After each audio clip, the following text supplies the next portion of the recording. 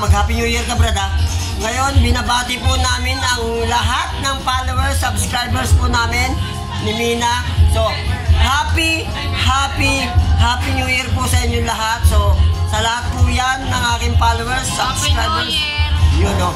At sa lahat din po yan ng bagong mga follow. Oh, yan. At sa lahat na rin po ng kabrera na bubuhay at matitinik na kabrera na nabubuhay sa mundo, no? Happy New Year po. Mga insan, salamat sa mga suporta nyo. Lalo na sa amin dalawa. Sa amin cute na cute. So ayan, meron po siyang ginawa na Graham ball. Yan.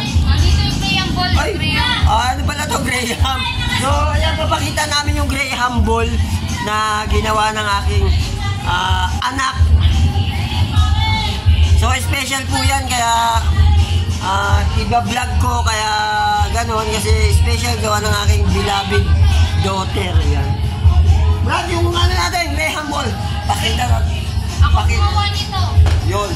Ito, ang gumawa pa talaga nito, anak ko. Yan. Naubos na ni Ate Mary. O, ayun, no. Ayun, yung Graham ball. Gawa po ng anak ko yan. Titikman natin. First time. First time. First time magaling na. First time namin sa buhay namin na dalawa na lang kami. Ayan. Ito, malungkot, pero happy kami kasi kumpleto. Uy, parang itim ko yan. Oo. Ayan, o. So, ito, titikman na natin yung Graham ball na ginawa niya. Pinag-aksayahan niya to ng panahon. So, special to. Gawa ng aking daughter. Beloved daughter. Yan.